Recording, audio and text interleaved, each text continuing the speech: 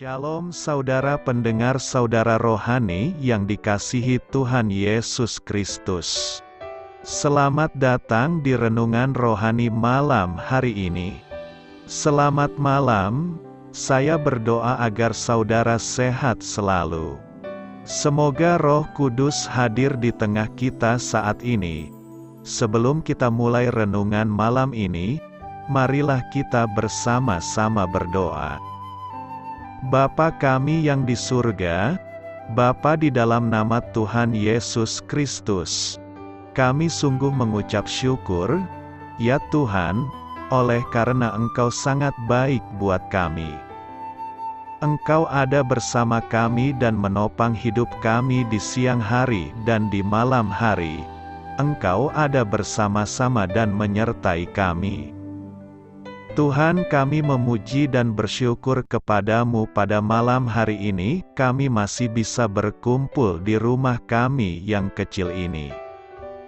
Tuhan, saat ini kami hendak mendengarkan firman-Mu.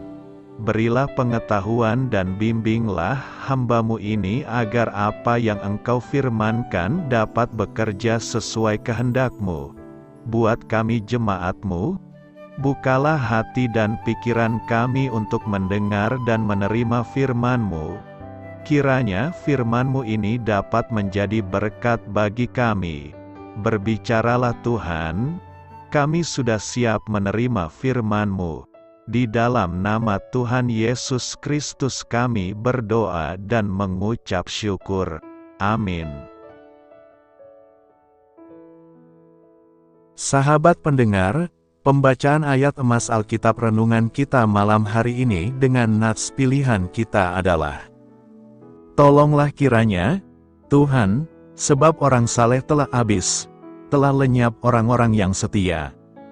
Tertulis dalam kitab Mazmur 12 ayat 1, kata kunci renungan pada malam ini adalah manusia yang terluka kembali pulang.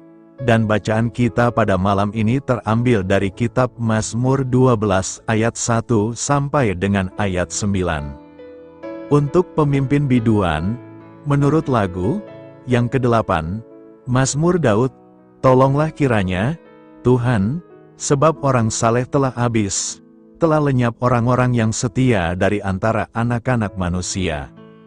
Mereka berkata dusta, yang seorang kepada yang lain. Mereka berkata dengan bibir yang manis dan hati yang bercabang, biarlah Tuhan mengerat segala bibir yang manis dan setiap lidah yang bercakap besar. Dari mereka yang berkata, dengan lidah kami menang. Bibir kami menyokong kami, siapakah Tuhan atas kami? Oleh karena penindasan terhadap orang-orang yang lemah, oleh karena keluhan orang-orang miskin, sekarang juga aku bangkit, firman Tuhan, aku memberi keselamatan kepada orang yang menghauskannya. Janji Tuhan adalah janji yang murni, bagaikan perak yang teruji, 7 kali dimurnikan dalam dapur peleburan di tanah. Engkau, Tuhan, yang akan menepatinya, Engkau akan menjaga kami senantiasa terhadap angkatan ini.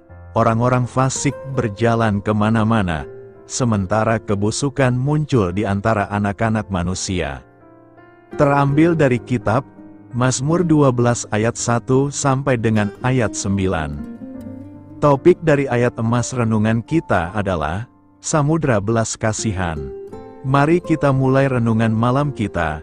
Untuk memulai hal baik, serahkanlah segala sesuatu hanya kepada Tuhan. Mari kita mulai segmen renungan kita hari ini. Dalam kitab Mazmur ini, Daud melihat sekelilingnya dan melihat banyak manusia menjauh dari Tuhan, orang-orang yang kudus dan setia, murtad. Walaupun Tuhan akan selalu memiliki orang-orang percaya yang setia dan benar, Daud harus meratapi akan kesedihan. Saat ini kita hidup di waktu yang sama. Yesus telah menubuatkan sebelumnya bahwa banyak orang yang akan murtad di hari-hari terakhir. Hati saya sedih ketika saya melihat orang-orang Kristen yang baik berbalik meninggalkan iman percayanya. Perasaan bersalah, salah satu alasan mengapa orang mundur adalah karena mereka tidak benar-benar memahami anugerah Tuhan yang besar dan penuh kasih. Banyak yang merasa bersalah dan terhukum. Ketika si jahat mendekati kita dengan rayuannya dan bahkan sebelum kita menyadarinya, kita berada di tengah rayuannya, maka perasaan bersalah akan datang. Kita menjadi takut dan berkata, "Oh jangan, Tuhan." Kita merasa tidak berdaya. Ini terjadi ketika begitu banyak orang Kristen lari dari kasih karunia dan pengampunan Tuhan. Mereka tidak mengerti arti dari anugerah Tuhan dan si jahat berkata kepada mereka, "Kamu tidak akan berhasil. Kamu jatuh kembali. Kamu sudah memohon pengampunan berulang kali." Hal ini harus dihentikan begitu kita menyadarinya. Samudra belas kasihan. Ini adalah kebohongan yang sebenarnya, karena Tuhan memiliki samudra belas kasihan, kasih, kesabaran dan anugerah. Yang seharusnya manusia itu berbalik kepada Tuhan, tapi banyak orang malah menjauh darinya. Yakobus 5 ayat 11 berkata bahwa, Tuhan Maha Penyayang dan penuh belas kasihan. Dan Nehemia 9 ayat 17 berkata, tetapi Engkaulah Allah yang sudi mengampuni, yang pengasih dan penyayang. Tuhan ingin memelihara, mengampuni dan menolong kita. Ketika kita salah, kita tidak boleh menyerah. Ia meminta kita untuk mengakui dosa-dosa kita. Daripada melarikan diri, seharusnya kita berjalan menghampiri Tuhan dan mengakui akan dosa-dosa kita. Ia mengampuni kita. Ketika kita membenci dosa dan mencintai kebaikannya, Tuhan akan memenuhi kita dengan sukacitanya. Tuhan itu mampu dan ingin mengampuni kita. Keyakinan akan kehadiran dan perhatian Allah. Mazmur 121 ayat 4 berkata, sesungguhnya tidak terlelap dan tidak tertidur penjaga Israel. Nas hari ini merujuk pada keyakinan akan kehadiran dan perhatian Allah yang konstan terhadap umatnya. Mazmur ini secara keseluruhan menggambarkan kepercayaan dan harapan orang percaya kepada Allah sebagai penjaga mereka dalam segala situasi, termasuk di masa-masa sulit atau berbahaya. Latar belakang untuk pernyataan ini bisa dilihat dari konteks Mazmur 121. Mazmur ini adalah salah satu dari serangkaian Mazmur ziarah yang dipergunakan oleh orang-orang Israel dalam perjalanan mereka menuju Bait Allah di Yerusalem. Mereka digunakan sebagai doa dan nyanyian selama perjalanan tersebut. Dalam konteks ini, pernyataan bahwa penjaga Israel tidak terlelap dan tidak tertidur, menegaskan keyakinan bahwa Allah selalu memperhatikan dan melindungi umatnya, bahkan ketika mereka berada dalam perjalanan atau menghadapi tantangan. Ini menunjukkan kepercayaan akan kesetiaan dan kekuatan Allah dalam melindungi dan memelihara umatnya. Jadi, ayat ini menekankan konsep kehadiran, perhatian, dan perlindungan yang konstan dari Allah terhadap umatnya, yang memberikan mereka keberanian dan keyakinan dalam perjalanan hidup mereka. Apa yang perlu direnungkan dari nas hari ini? Nas hari ini menawarkan beberapa refleksi yang mendalam bagi orang percaya. Pertama, kepercayaan pada kehadiran Allah yang konstan. Pernyataan ini mengingatkan kita bahwa Allah selalu hadir dan waspada terhadap kebutuhan dan situasi kita. Bahkan ketika kita tidur atau tidak waspada, Allah tetap memperhatikan dan melindungi kita. Kedua, keyakinan dalam perlindungan Allah. Mazmur ini menegaskan keyakinan dalam perlindungan Allah. Ini mengingatkan kita bahwa kita tidak sendirian dalam menghadapi tantangan atau bahaya. Allah yang setia dan kuasa adalah penjaga kita yang setia. Ketiga, keteguhan dalam iman. Pernyataan ini juga menuntun kita untuk tetap teguh dalam iman. Meskipun kita mungkin menghadapi situasi yang tampaknya tidak terkendali, kita dapat mempercayakan hidup kita kepada Allah yang tidak terlelap dan tidak tertidur. Keempat, keseimbangan antara usaha dan keyakinan. Meskipun Allah adalah penjaga yang setia, ini tidak berarti bahwa kita tidak perlu bertanggung jawab atau mengambil tindakan yang diperlukan dalam kehidupan kita. Keyakinan dalam Allah harus diimbangi dengan usaha dan tindakan yang sesuai. Kelima, ketenteraman dalam hidup. Pernyataan ini dapat memberikan ketenteraman bagi orang percaya, mengetahui bahwa Allah selalu ada untuk mereka, siang dan malam. Ini mengingatkan kita bahwa kita dapat tidur dengan damai, karena Allah tidak pernah tidur dan selalu memperhatikan kita. Karena itu, dengan renungan ini, kita diarahkan untuk memperkuat iman, mempercayakan hidup kita kepada Allah, dan hidup dengan keyakinan bahwa Dia adalah penjaga setia kita yang tidak pernah tidur. Yesus akan meneguhkan kita. 1 Korintus 1 ayat 8 berkata, Ia juga akan meneguhkan kamu sampai kepada kesudahannya, sehingga kamu tak bercacat pada hari Tuhan kita Yesus Kristus. Meneguhkan berarti menguatkan kita sampai kesudahannya. Pernyataan ini menunjukkan bahwa dalam perjalanan kita di dunia ini akan dipenuhi dengan berbagai tantangan dan rintangan menuju kehidupan yang kekal. Saat kita menjumpai pergumulan yang berat, maka Yesus pun berjanji akan meneguhkan kita menghadapinya. Tuhan yang kita sembah adalah Tuhan yang setia. Ada 3.000 lebih janji Tuhan di dalam Alkitab, tapi waktu kita membaca Alkitab, sering kita mengabaikannya. Firman Tuhan adalah benar dan penuh kuasa. Dia berfirman, maka semuanya jadi. Dia memberi perintah, maka semuanya ada. Bagi manusia tidak mungkin, tapi bagi Allah tidak ada yang mustahil. Bagian firman Tuhan di atas sekali lagi menguatkan dan menghibur kita. Ketika Yesus melihat orang banyak ini dalam kehidupan sehari-hari menanggung beban dan tekanan, maka Ia membuka tangannya, berkata kepada mereka, "Marilah kepadaku, semua yang letih lesu dan berbeban berat, aku akan memberi kelegaan kepadamu." Kalimat ini memberikan kita penghiburan dan dorongan besar. Karena perkataan ini kita harus menyerahkan semua kekhawatiran dan beban kepada Tuhan. Mengapa manusia perlu diteguhkan? Karena manusia dipenuhi dengan beban berat. Pertanyaan kita sekarang adalah, apa beban berat manusia itu? Setidaknya ada 2 beban berat manusia, yakni: pertama, beban jiwa atau batin. Akibat dosa, manusia menanggung beban jiwa dan tergugat oleh hati nuraninya. Raja Daud di Perjanjian Lama, setelah berdosa ia mengungkap penderitaan batinnya dalam Mazmur. Batinnya menderita karena berdosa. Jika ia tidak mengakui dosa, maka ia tidak akan mendapatkan kelegaan. Kedua, beban pikiran atau mental. Dosa bukan hanya menimbulkan penderitaan batin, tapi juga membuat orang menderita tekanan pikiran atau mental. Raja Saul di Perjanjian Lama, melihat setelah Daud mengalahkan Goliat dan perempuan Israel itu menyanyi berbalas-balasan.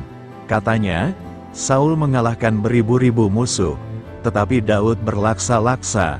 Sejak itu hatinya iri kepada Daud dan berusaha dengan segala cara untuk membunuh Daud. Karena hal itu, ia menanggung beban pikiran dan tidak mendapatkan ketenangan. Hari ini banyak orang menanggung beban pikiran, dan akhirnya karena tidak sanggup menahannya sehingga mengalami gangguan jiwa. Jadi setiap orang memiliki beban berat, karena semua orang telah berbuat dosa. Tapi Tuhan Yesus tahu kebutuhan manusia dan memahami kesusahan manusia. Karena itu Tuhan Yesus menyatakan, "Marilah kepadaku, semua yang letih lesu dan berbeban berat, aku akan memberi kelegaan kepadamu." Untuk menghadapi beban berat ini, maka Yesus memberikan rahasia untuk memperoleh kekuatan dan keteguhan, yakni: pertama, datanglah kepada Yesus.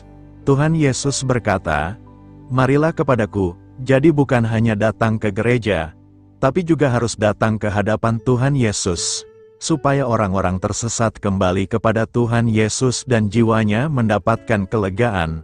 Asalkan kita datang ke hadapan Tuhan Yesus, maka kita akan mendapatkan kelegaan. Kedua, perolehlah. Banyak orang datang tapi sangat disayangkan, mereka belum memperoleh. Meskipun ia sudah beberapa tahun mendengarkan khotbah, tapi belum memutuskan untuk percaya Yesus. Kebinasaan orang seperti ini lebih menyedihkan daripada orang yang belum pernah datang. Karena ia sudah datang tapi tidak memeroleh. Orangnya di gereja tapi hatinya tidak, ia tidak mempersiapkan hati datang beribadah kepada Tuhan. Ketiga, nikmatilah. Pikulah kuk yang kupasang dan belajarlah padaku, karena aku lemah lembut dan rendah hati dan jiwamu akan mendapat ketenangan. Tuhan Yesus memberikan kita sesuatu yang tidak bisa dibeli dengan uang, yaitu ketenangan jiwa. Ada banyak orang kaya bisa menikmati semua materi, tapi hatinya tidak pernah merasa puas. Ini adalah hal yang paling menderita. Amsal 17 ayat 22, hati yang gembira adalah obat yang manjur, tetapi semangat yang patah mengeringkan tulang. Saat ini kita hidup di dalam dunia yang penuh kesulitan dan penderitaan, maka pasti menghadapi beban keluarga, pekerjaan dan berbagai beban lainnya. Kiranya kita mau menyerahkan semua beban berat kita kepada Tuhan Yesus. Di dalam Yesus, kita akan mendapat ketenangan sejati. Ini adalah satu resep obat yang paling manjur dari Tuhan Yesus kepada semua orang yang percaya kepadanya, yang dapat menyembuhkan tubuh, pikiran, dan jiwa kita. Kiranya di dalam Yesus Kristus kita mendapatkan hidup yang tenang. Karena itu, teruslah percaya kepada Yesus sebab Ia akan senantiasa meneguhkan kita. Bagaimana kita menyukai hukum Tuhan? Mazmur 1 membandingkan jalan orang berdosa yang merusak dengan jalan orang benar, yang sukses dan meninggikan berkat kesalehan. Menurut pemazmur, kebahagiaan, kegembiraan, dan kesuksesan datang kepada mereka yang kesukaannya akan hukum Tuhan. Orang benar tidak berjalan menurut nasihat orang fasik. Dengan kata lain, dia tidak mengikuti nasihat dunia, namun senang menaati Tuhan dan firman-Nya. Kata hukum di sini berarti kumpulan ajaran, petunjuk, atau arahan. Hukum Tuhan sering dikaitkan dengan 10 perintah Allah, Alkitab Musa, 5 kitab pertama Perjanjian Lama disebut Pentatah. Namun istilah ini juga dapat mencakup seluruh wahyu kebenaran dalam firman Allah, seperti dalam Mazmur 119 ayat 1 berkata, "Berbahagialah mereka yang hidup menurut hukum Tuhan." Hukum di sini secara luas mengacu pada perintah dan kehendak Tuhan yang diwahyukan, menurut Amplified Bible. Penulis Mazmur 1 nampaknya juga mempunyai makna yang diperluas. Orang yang saleh menerima petunjuk dan arahan dari nasihat penuh firman Tuhan. Kata asli Ibrani yang diterjemahkan sebagai kegembiraan, menunjukkan perasaan sangat senang, puas, atau gembira, membaca, mempelajari, dan menerapkan kebenaran Tuhan dalam kehidupan adalah kesenangan dan kegembiraan orang benar. Hubungan orang saleh dengan firman Tuhan harusnya seperti sedang jatuh cinta. Orang yang sedang jatuh cinta senang satu sama lain. Mereka ingin menghabiskan waktu bersama. Mereka meminum setiap kata yang mereka ucapkan satu sama lain. Ketika mereka berpisah, mereka rindu untuk berada bersama satu sama lain. Itulah gambaran bagaimana seharusnya perasaan kita terhadap firman Tuhan. Orang-orang percaya bersukacita dalam hukum Tuhan dengan merenungkan firman Tuhan siang dan malam. Kita sering berkonsultasi dengannya, menjadikannya cahaya penuntun dan peta jalan bagi perjalanan kita. Kita bersuka pada firman Tuhan karena kita tahu firman itu mempunyai kuasa untuk menopang kita dengan sukacita melewati saat-saat putus asa, memberi penghiburan, pengharapan, perlindungan, dan kemenangan atas dosa, dan menuntun kita dengan aman ke rumah kekal kita. Menyukai hukum Tuhan berarti menghormati dan menghargai firman Allah, karena itu adalah harta tak tergantikan yang lebih berharga daripada ribuan keping perak dan emas. Rekan dan sahabat yang selalu hadir, tema nyanyian kita sepanjang hidup, makanan manis dan mengenyangkan bagi jiwa, terang dalam kegelapan, warisanku selama-lamanya, dan kegembiraan hatiku, dan pemberi kehidupan, penopang kehidupan, kekuatan yang penuh kuasa, pembebas, dan guru kebijaksanaan. Kita menyukai hukum Tuhan dengan menjadikan firman Tuhan sebagai bagian hidup kita sehari-hari, dengan menerima pesannya dengan penuh semangat, membaca Alkitab kita, mempelajari dan menyelidiki kitab suci hari demi hari, membiarkan firman mengoreksi kita ketika kita salah, dan mengajari kita melakukan apa yang benar, menyembunyikannya di dalam hati kita agar kita tidak berbuat dosa, mempercayainya, dan menaatinya. Kasih adalah inti dari menyenangi hukum Tuhan ketika Allah dan firman-Nya menjadi hal yang paling kita sukai dalam hidup. Oh, betapa saya menyukai instruksi Anda. Aku memikirkannya sepanjang hari. Tuhan ingin memikat seluruh hati kita dengan firman-Nya. Gambarannya adalah kegembiraan dan kesenangan bersama dalam hubungan kita dengan Tuhan. Allah berkenan kepada umat-Nya dengan memberkati mereka dengan kelimpahan dan kemakmuran rohani, seperti pohon yang ditanam di tepi aliran air, yang menghasilkan buahnya pada musimnya, dan yang tidak layu daunnya. Apa saja yang diperbuatnya berhasil, dan kita, pada gilirannya, bergembira di dalam Tuhan dengan mengasihi Dia dengan segenap hati kita dan melakukan apa yang Dia katakan dalam firman-Nya. Beritakanlah Injil kepada segala makhluk, hormatilah semua orang. Selamat beristirahat malam dalam kasih setia Tuhan. Doa saya menyertai saudara sekalian. Mari bertumbuh dalam iman bersama saudara rohani. Saya memberkati Anda agar sewaktu Anda mencarinya dari Dia, Bapa Surgawi Anda akan memberikan bagi Anda roti harian Anda, dalam nama Yesus Kristus. Tuhan yang berkuasa atas alam semesta dan menuntun kita kepada iman yang menyelamatkan. Tuhan Yesus menyertai senantiasa. Terima kasih sudah berkenan mendengarkan renungan malam saudara rohani. Tuhan memberkati. Amin.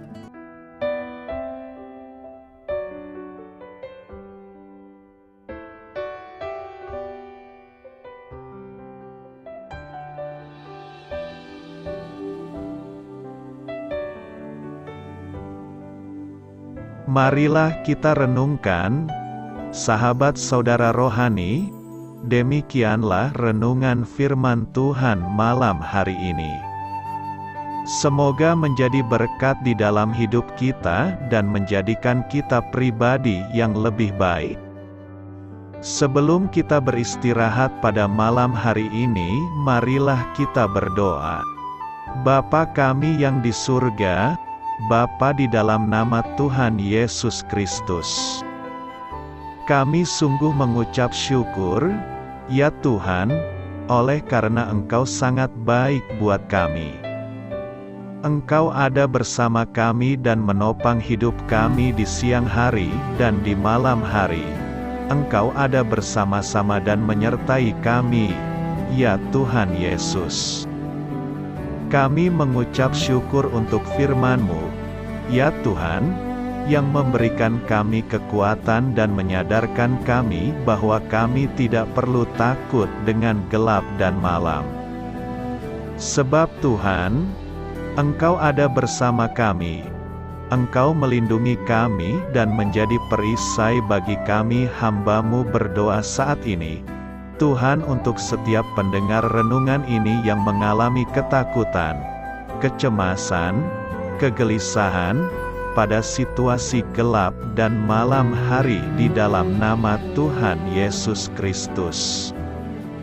Kuasa Tuhan melepaskan mereka dari segala ikatan roh-roh ketakutan yang mengikat mereka saat ini. Tuhan melepaskan setiap anak-anak-Mu dari segala rasa takut dan kecemasan.